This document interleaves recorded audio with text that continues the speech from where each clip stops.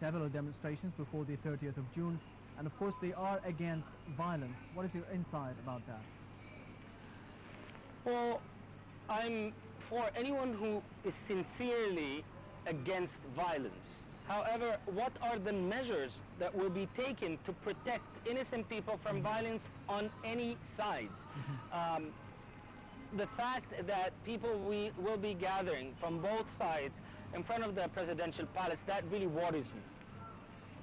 That's an open invitation for violence. We've seen that before.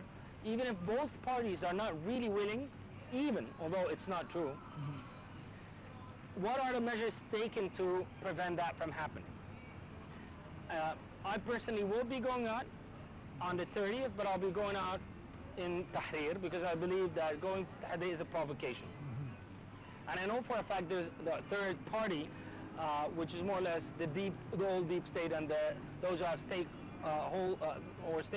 not stakeholders, but those who their businesses are at risk from transparency and accountability measures, more or less have vested interest in violence taking place. Those who were once allies and partners in this revolution are now at each other's throats. So unless the Jama'ah Islamiyah and others really put forth measures to protect others and themselves from violence, all their efforts in the past 10 years or 15 years of saying that they've renounced violence will come to an end. So what about rebellion? This, in the meantime, rebellion movement has actually called for people to go protest and demonstrate against the president and the Islamic movements on the 30th of June, as you have said. So do you think that a lot of people will be participating in these protests? I do. Or was it just about just signings? No, on the contrary. I mean, the signatures themselves legally does not bear any legal weight. However, it was an attempt to mobilize people consistently and coherently against the current government. And I think if they've had over 50 million signatures, I really hope at least 1.5 million, 1/10 of that amount of people would actually be present on the street. The issue is they've set forth an agenda of their demands. Who will negotiate on their behalf for those demands? That's an issue. One of the major shortcomings of our revolution is that it had not had a true recognized leadership, someone to talk on behalf of the public and of the demands of the revolution. So that's another shortcoming. And up to now, they have not presented a clear plan of how to manage the scene on the ground and whether they would like people to stay several nights on the streets. How are they going to manage that? On top of that, where do they see the ceiling and the minimum of their negotiations? These are really hardcore questions. So, how do you think the scenarios will go after the 30th of June? What would happen? Would violence escalate between two parties, the Islamic and the liberal ones, people of rebellion, and the other camps of Islamic institutions and Islamic parties? Do you think it would be turning violent? Well, first of all, it's not Islamic against non-Islamic or liberal or secular. It's opposition against majority or ruling. It's not even majority. It's the ruling party. Again, portraying it as a clash between the Islamic camp and secular, it's another way to polarize people on the ground so that each group can gain more supporters on the ground. But it's not a clash between Islam or Islamists and non-Islamists, because we're all Muslims. But it's a fight for social justice. It's a fight for accountability. It's a fight for better governance. It's a fight for a better future for our kids.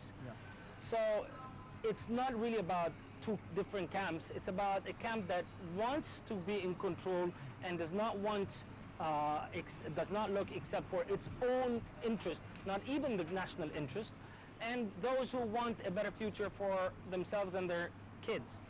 Now, on the other hand, the violence scenario might happen. Some people truly believe that both camps will not become will not negotiate and talk unless they have slaughtered each other significantly and caused a shock to everyone until the ripple effect of those shocks become a national scale shock, where people would truly be disgusted at what would take place and think, no, this is not the route that we want to take. Now, that's a very critical self-fulfilling prophecy. If a lot of people subscribe to it, that would become an issue. Yes. But Egyptians are not generally violent by nature, and we are peaceful people. However, there are groups who are boiling from the inside on both ends. If you have all those unemployed people from both sides who are looking for a better future, and each of their leaders keep telling them that if you follow me, I will take you where you need to go, their energy is being harnessed in a wrong and negative way. So the violence most probably will take place. However, when and how will it end, that's a question. I'm working with others so that we can try to at least negotiate a certain degree of guarantees that might somehow, create mechanisms for keeping the protests non-violent. Yes. Do you think that the armed forces will be back on the streets on the 30th of June? I'm pretty sure they will. But they will have a tactical distribution of army pieces and personnel in certain areas to contain the violence.